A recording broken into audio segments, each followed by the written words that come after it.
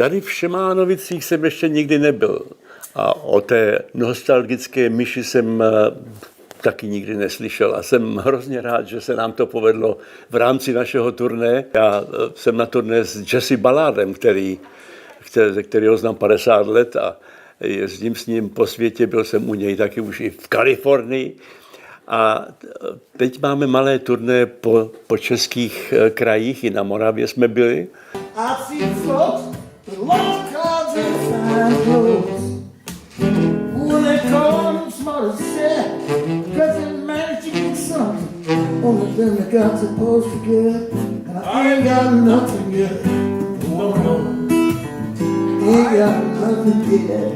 Jesse Ballard z Kalifornie.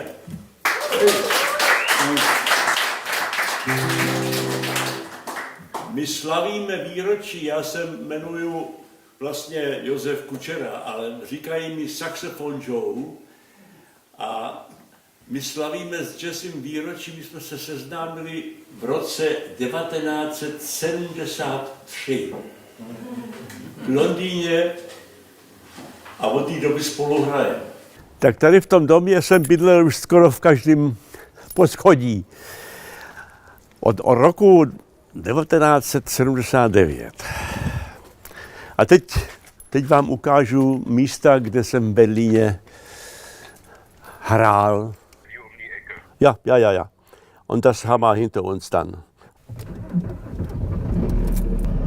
První zastávka bude na přechodu západní Berlín, východní Berlín, kde znova postavili kousek zdi, aby se tam turisti mohli na to přijít podívat, protože už je to hrozně dávno a lidi zapomínají, že Berlín byl rozdělené město, západ a východní Berlín.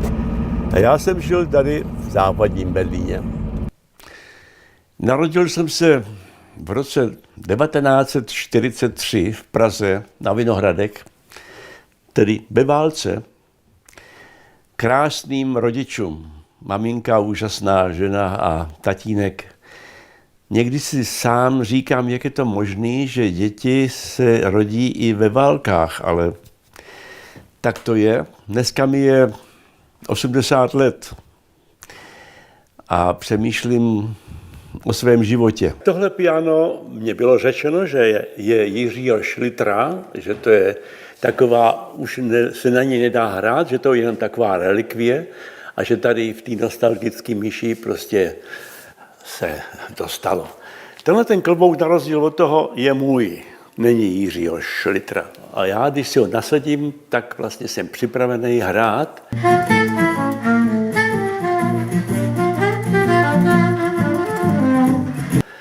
A když ho zase sundám, tak mám pohraní.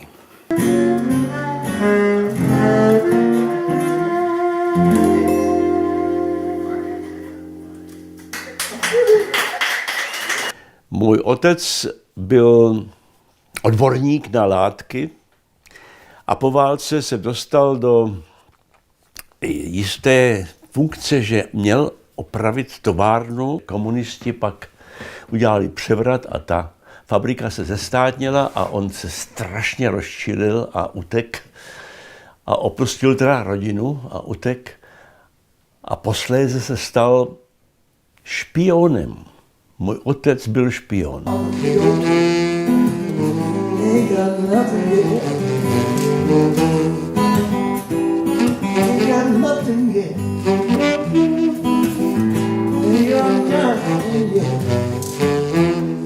Jednoho dne, když otec, jak jsem se později dozvěděl, že přecházel hranici a chodil si tam sem a tam, neboť on se tam vyznal v tom kraji, tak ho chytli a zavřeli.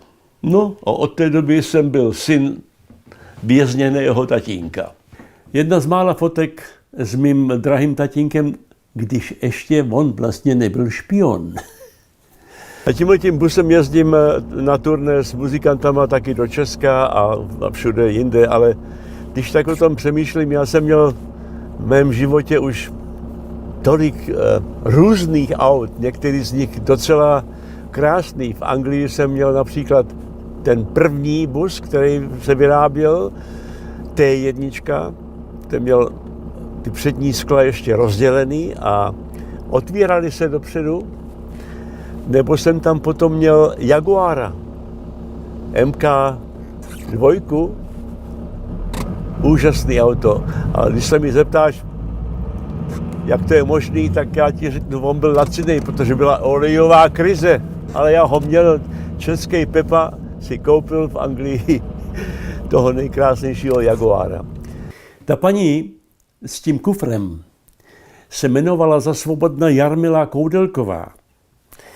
A se mnou to snad má společného, že ona byla ta, která mi věnovala klarinet po svém otci a já na něj začal hrát a stal jsem se muzikantem. Vedle ní jde moje sestra Alena a já si ji velice vážím. Alena dostala nedávno v Národním divadle cenu za její celoživotní výtvarné dílo od ministra kultury. Tady na klíně mám ten klarinet, na který bohužel už nehraju. Nahrál jsem asi před 5 lety jsem nahrál ještě docela jednoduchou linii, někdo si přál mít zvuk klarinetu, ale zjistil jsem, že na to už nemám, ale mám ho doma. Stačí, že ho mám.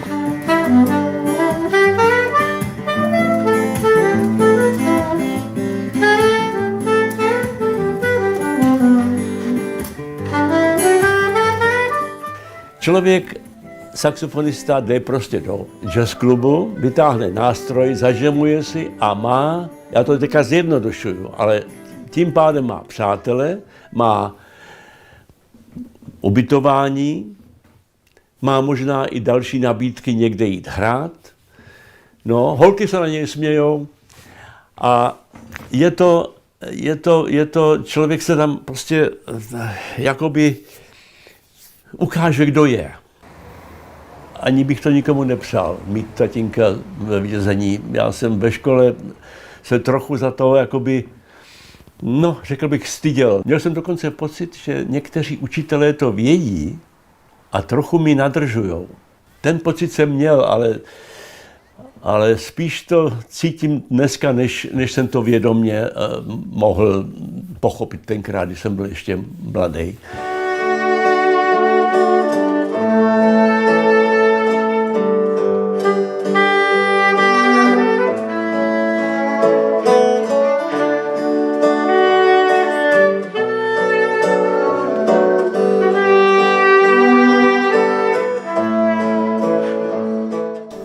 Tohle je ten začátek mé, jak se tomu říká, mé kariéry, jestli to můžu říct o tom, co jsem prožil v životě jako soprán saxofonista.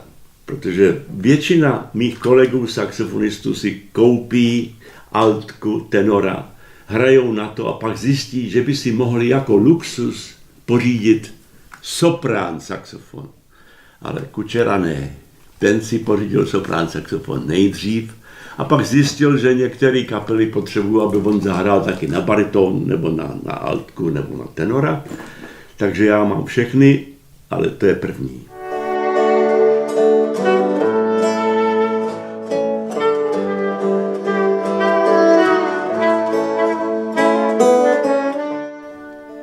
Mnoho let později, v roce 69,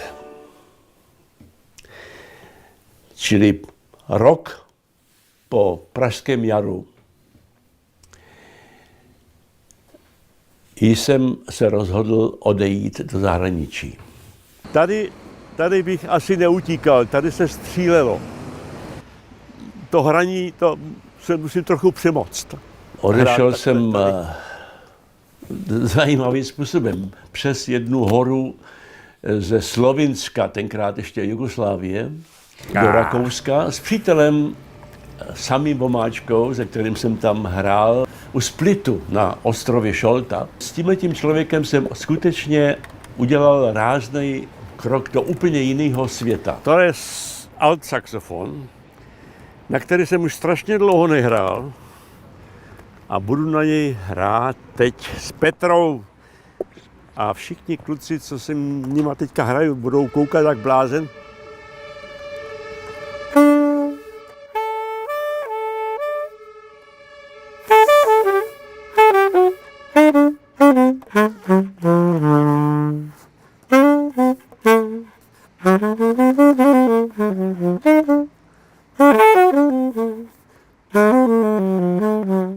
Od té doby žiju v západním světě. Tak tohle je Ondřej Ernej, Ondřejíček. Tento člověk vlastně hraje v mém životě velikou roli. Když se v 68. stalo to, co se stalo, tak odešel do Anglie, jelikož vlastně měl anglické občanství. No a já jsem totéž chtěl udělat rok později a on mi pomáhal se tam dostat a hlavně, když jsem byl v Londýně, tak mi velice pomohl se dostat do londýnské scény, ve které on opravdu už velice dobře fungoval. Já jezdím po Berlíně na rozdíl od mé ženy, která bývala taxikářka. Já jezdím po Berlíně docela spontánně a ona mi vždycky říká, že jedu z místa A na místo B velice špatně, že bych měl jet jinak, ale já jezdím prostě instinktivně. A náhle jsme byli v Německu s kuframa a ze vším a šli jsme teda na tu ulici, zastavili jsme první auto a zeptali jsme se, jestli by nás ten řidič mohl svést někam, kde my se můžeme jako ohlásit, protože jsme právě přišli hranici. A ten dobrý pán povídá, ano, já vás skutečně mohu odvést tam, kde se můžete přihlásit, nastupte si. A odvez nás přímo k soudci do vězení do Bad Reichenhellu. A tam jsme zůstali 3 neděle zavřený. Tak tohle, ta fotka, to už je mnoho let později. To vidíme, jak já tam mám bílý vlasy. Zatímco Ondřej vypadá stále stejně. Tam jsem občas přijíždíval hrát. A on tam totiž pro všechny pražské muzikanty nabízel, aby si tam zahráli a většinou s ním. Ale jednoho dne na Silvestra mi právě v tomto místě oznámil, že má rakovinu plic.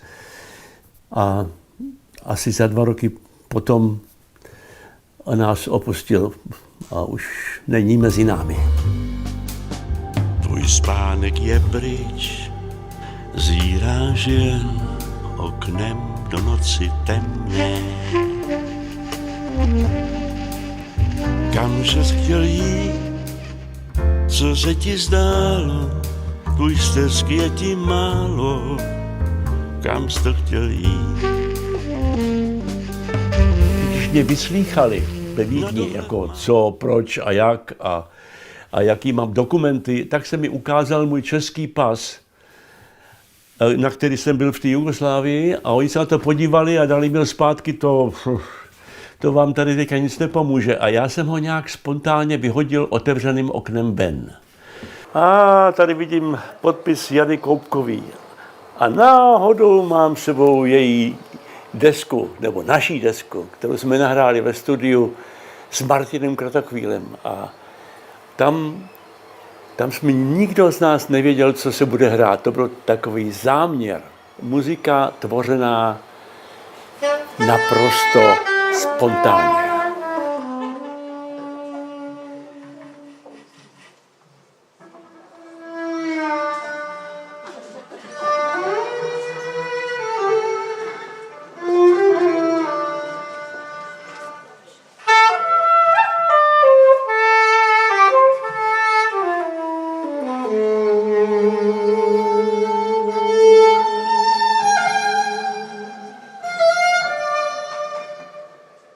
Mně se vždycky dařilo v životě se stát saxofonistou, který chodí do jazz klubu a hraje s několika kapelama.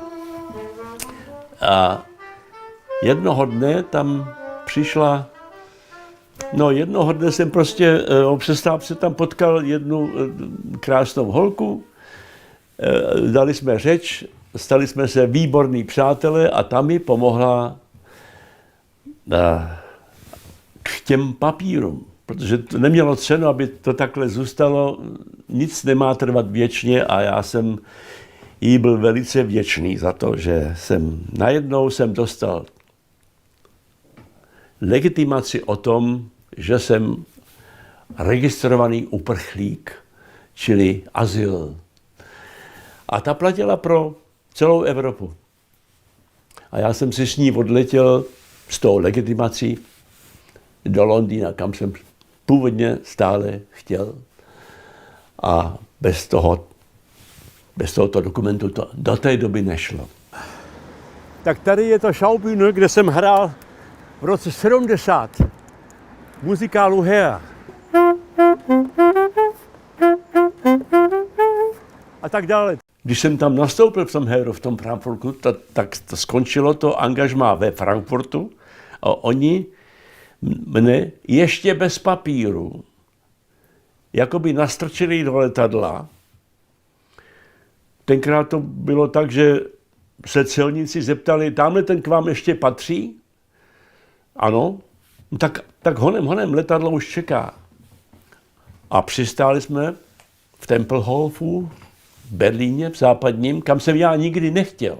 Tady jsem poprvé přistál, když jsem v roce před 53 lety, když jsem sem přijel s Hárem, tak v západním Berlíně, v prostředku západního Berlína, Berlín, Tempelhof, jsem se dostal do této krásné oblasti a jsem tomu velice vděčen. Joseph Ballard byl skladatel krásných písniček. Já jsem jeho jméno znal už v Berlíně, ale neznali jsme se docela dobře, ale já jsem o něm věděl. No a mě to nedalo a vybalil jsem tu flétnu a začal jsem s ním z toho publika hrát. On mě neviděl, on mě jenom slyšel a já už nevím, jak se řekne anglicky ty srabe, ale myslím si, že on to řekl.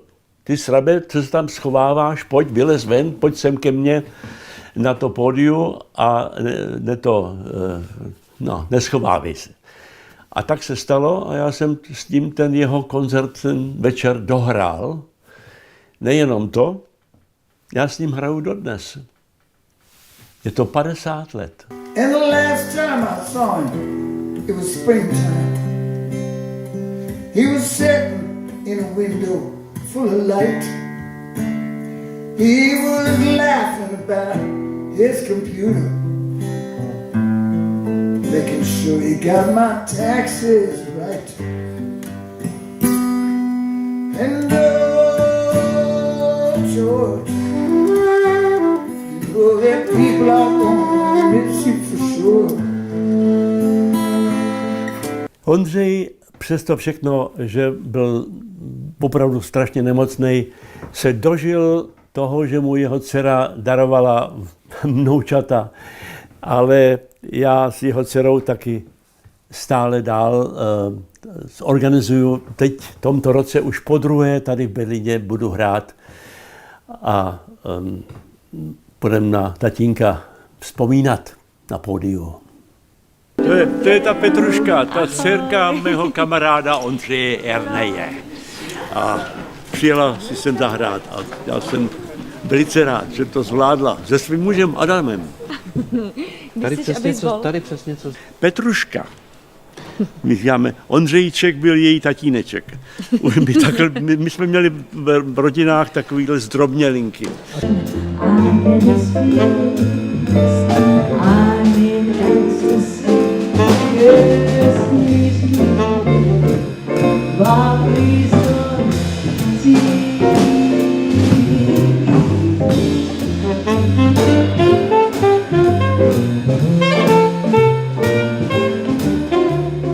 fotku si vzpomínám, to jsem byl v nemocnici a děti za mnou přišly. Tohle je Francis, můj syn, a dceruška Růža. Když já říkám děti, ono jim už bude za chvilku 50 let. Já jsem udělal mamince, vlastně vlastní mamince jsem udělal radost, že jsem hrál s Martou Kubišovou. A mimochodem jsem se s ní dostal až do Japonska, nebo jsme hráli tady v Berlíně, ve velkém sále. Dokonce mi tady dali v Berlíně hotel. Jsem měl bydlet v hotelu, oni zapomněli, že tady bydlím vlastně. A byli jsme taky v Paříži.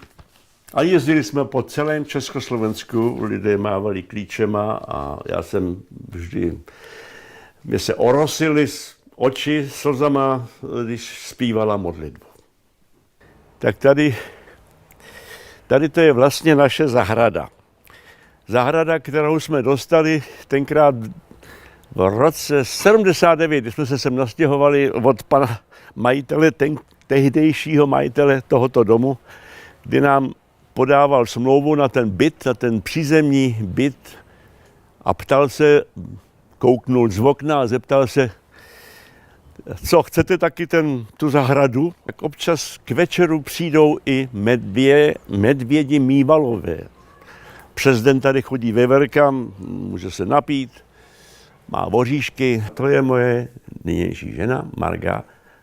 A na mě je vidět, že jsem asi spokojen. Není-liž pravda. Hallo, Jesse. Oder rufst du mal zurück mit deinem Telefonantennen? Das ist Hallo. okay. Ne, yeah, now I hear you. Okay. Yeah, hi. Do you hear me? To je to moje deska. Autorská se tomu říká, že? Aha.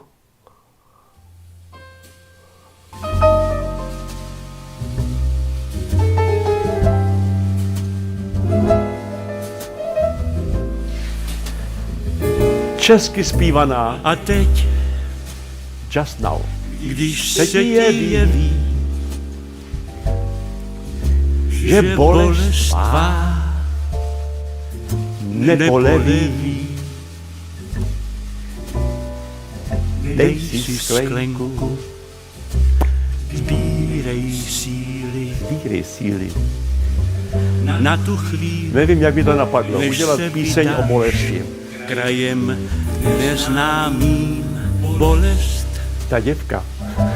ta děvka, co hledá práci, V němčině je bolest mužského rodu.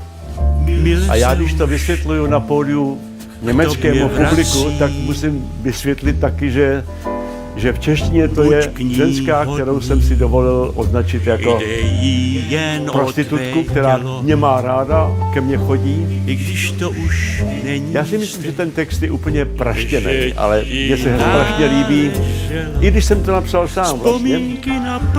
To patří k tomu té mé povaze toho člověka, který má rád svoje věci, který v životě kdy udělal narcista. Jsou tu však i skutky krásné. A tady si stěžuju na to, že hledám svědky na to, že jsem udělal skutky to krásné. je jasné. Just now, But not forever. si zpíváš píseň. Jak na Aha, závěr. někdy zpívám už na závěr. O smutku. A je to dokonce Co ve špatné stupnici, nepřetrvá. protože já musím hodně hluboko. Podívej Se se na na svá svá díla. Zcela blahová. A teď je pianový solo. A pak bude solo moje, já nevím, jak hodně toho člověk ještě tady vydrží. Je to krásně pomalá, lehká skladba, zamyšlená. A Vladimír Stanat, ten pianista, mě udělal hroznou radost. Hraje to s krásným pocitem.